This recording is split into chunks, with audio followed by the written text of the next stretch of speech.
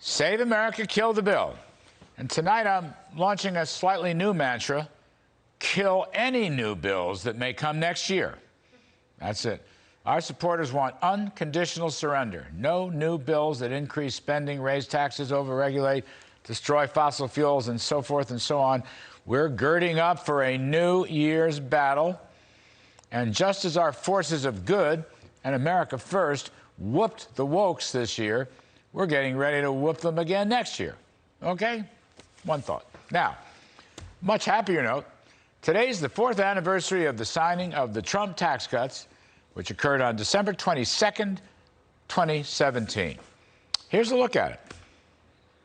$3.2 trillion in tax cuts for American families, including the doubling of the standard deduction and the doubling of the child tax credit.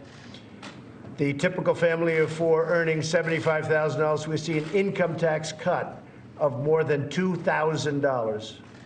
Many much higher than that, slashing their tax bill in half. Does my heart good. See that? This is one of the most important pro-growth policies in the last 100 years. I equate them with the historic Reagan tax cuts of the 1980s, the JFK tax cuts of the 1960s, and the Harding-Coolidge-Mellon tax cuts of the 1920s. Each was followed by a massive prosperity wave. So did President Trump's historic tax cut, interrupted momentarily by the pandemic. But even now, the V-shaped recovery in some ways is on top of the Trump tax cuts, which still are in place. Now, I don't care about all these left-wing critics, wokes, ankle-biters, and their constant nabobs of negativism. The facts, and I underscore the word facts, show that nearly every American benefited.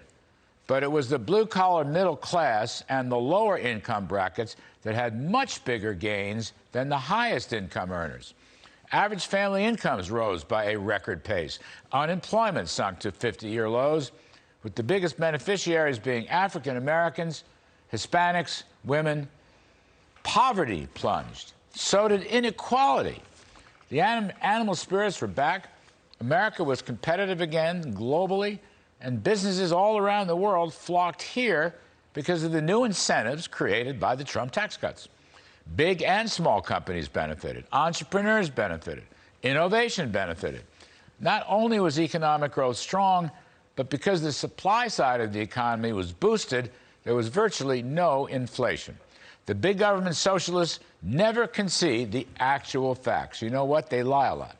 And it's because they suffer from the Trump derangement syndrome, and they want to reverse everything he did, even though his many achievements spurred prosperity at home and strength abroad.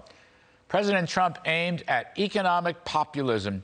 He understood the blue-collar families across America. He understood them. He turned the GOP into the party of working folks. It is sheer folly for the Biden Democrats to keep trying to overturn the Trump tax cuts. A tax cut reversal would sink the economy. And let's not forget, accompanying the tax cuts was a massive program of federal deregulation that breathed new oxygen into the arteries of capitalism. And it was Trump's deregulation that made America energy dominant. It was also Trump's tough-minded trade negotiations with China that made Americans realize that they were our enemies, not our allies. Now, here's Joe Biden trying to overturn every single thing Donald Trump did. And you know what? Biden's reward? The worst one-year plunge in voter polls in history. Biden's presidency right now is in tatters. His so-called transformational plans have been crushed. Republicans are on the verge of historic midterm gains. The backbone of GOP policies today essentially remain the Trump economic agenda, and add to that his southern border toughness and that agenda. Biden's approach is sheer folly. Trump's approach was common sense wisdom and prosperity and growth and jobs and families. So I'll say, save America, kill the bill, and make the Trump tax cuts permanent. That's my riff this evening.